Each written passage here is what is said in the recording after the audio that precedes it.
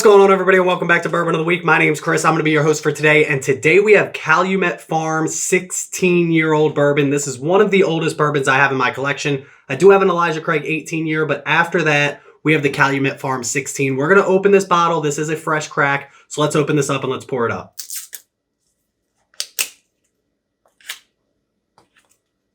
Cork pop. Beautiful.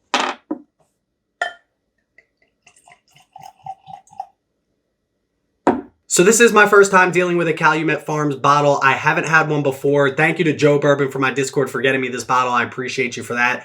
This is one of those things where I was kind of afraid to miss out on it. I know it can be kind of rare, but at the same time, it also seems like people can get their hands on it if they do want to get it. This particular bottle is the 16-year-old version. And then I started to do some research for this particular video right here, and I realized I may have had this bottle before. So while Calumet Farm might be the name on this bottle, it's actually owned by another company called Western Beverage Company, who actually owns Sam Houston as well. They also own Bird Dog and Lexington Bourbon, although I haven't heard of Lexington Bourbon before. So that being said, let's talk about a few of the similarities between the Calumet 16 and the Sam Houston 15, but everybody knows before we get started on all of that, time for the traditional sip. Cheers, y'all. Okay.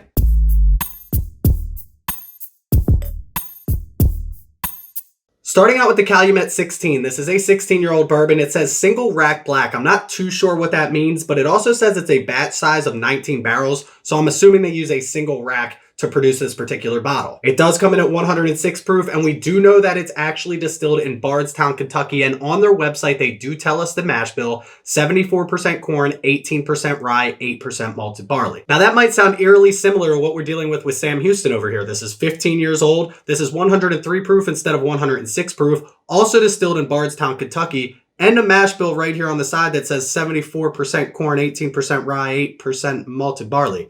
Now, what distillery do we know in Bardstown, Kentucky with that mash bill? Sounds like Barton to me, right? And the other thing we have going on is this is 3 barrels used and this is 19 barrels used to make this bottle. So they obviously pride themselves on those small batches. But listen, Sam Houston 15 was one of my favorite bottles in 2021. So if this is anything similar to this, I'm not going to hate it too much. It just seems like one of those things where this mother company is buying a bunch of Barton product and putting 2 different labels on 2 different bottles so that you buy more of it.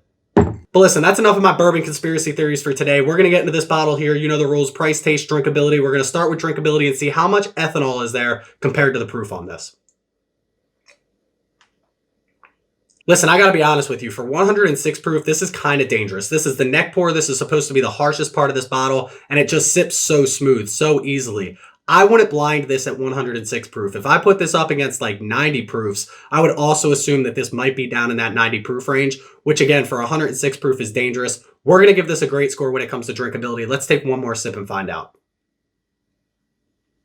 Yeah, we're going to absolutely put this in the 9s. I'm going to give this like a 9.27 when it comes to drinkability on this. I would never imagine that this is 106 proof. And after a couple of weeks of this being opened, I can only imagine it's going to get better with time. And next we're going to get to taste on this. And taste on this is just as surprising as drinkability for this particular bottle because I don't normally like an older bourbon. Something like a Knob Creek 15 years over oaked for me. The Elijah Craig 18 years over oaked for me. But yet I can find a happy medium with something like a Knob Creek 12-year or even like the 15-year Sam Houston. So for this to be a 16-year-old bourbon and I like it, that's telling you something about what this bottle has to offer. I'll tell you right off the bat, the oakiness on this is not as strong as I thought it was going to be. There's a little bit of the oakiness, but it's more of a sweet oak than anything else. I thought there was going to be a lot more spice on this. I thought with that 18% rye, that 106 proof, all of that was going to open this up to a very spicy experience, but it's not. You're getting a lot of sweet notes on this, floral notes, fruit notes, cherry bomb. It all comes together so well, so balanced with that 106 proof behind it. It's really punching in your face. You don't have to find it. You're not looking for it. This bottle right here is very good when it comes to taste.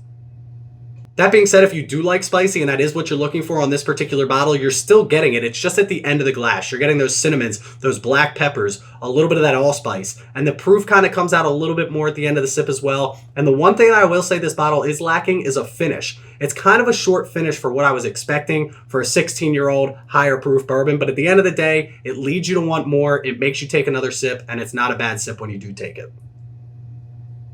So as for taste on this, I'm going to give it like a 9.13. If that finish was just a little bit longer and there was a little bit more at the end of this glass, I don't know anything that could really beat this, at least for my particular palate. So a 9.13 is where we're going to put this bottle when it comes to taste. I had to just pour up one more glass before we talk about price and get into our Bourbon Bomb of the Week. This bottle comes in at $135. And I know what you're thinking, that's a very high price, and it is. But one, we're getting Barton product. I love Barton. Two, we're getting a 15-year-old bourbon. You can't go back 15 years and start making whiskey again. You only have so much.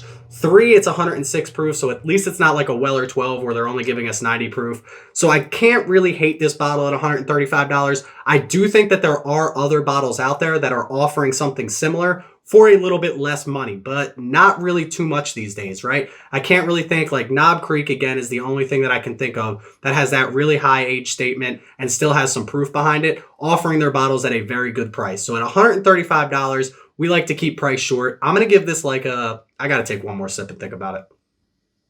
I'm not going to give it the best score at $135, but I'm also not going to give it the worst. Let's give it like an 8.07 when it comes to price on this. But let's send it over to this week's Bourbon Bomb of the Week and learn about one word on here, citation, and what that means for this particular bottle. Cheers, y'all.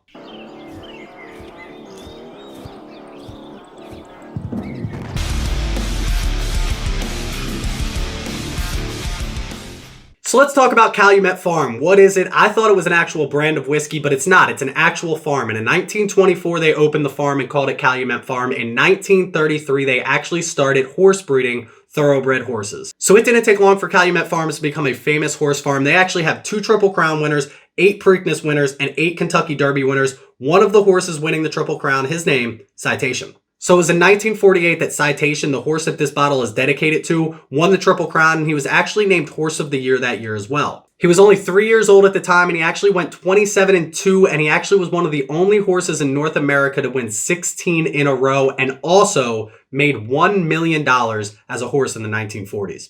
So listen, great bottle here, great horse there. I gotta tell you, I wish one day I could make $1 million, but in the meantime, we're just gonna keep drinking whiskey. Here's the Citation. Cheers, y'all.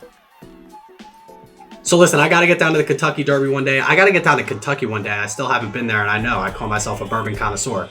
But in the meantime, this bottle came in at an 8.82. It beat out Sam Houston 15 year just by a little bit. The toughest part on this bottle is the finish and the price tag. And I know not everybody wants to spend $135 on a bottle of bourbon, but if I could recommend one for you to spend that money on, it'd be this one right here. But listen, that's where I'm going to leave you for this week. Make sure you check me out on Instagram at Bourbon of the Week. Go click that follow button over there. In the link in the description below, I have a Discord link as well as a Patreon link. Click both of those. Come chat with us 24/7 on Discord. Come support me on Patreon if you want to help support the channel out financially. Click that like and that subscribe button. It helps the algorithm out. I appreciate you for that. As always, please don't drink and drive. Stay healthy, stay happy, stay drinking. Cheers, y'all. Damn.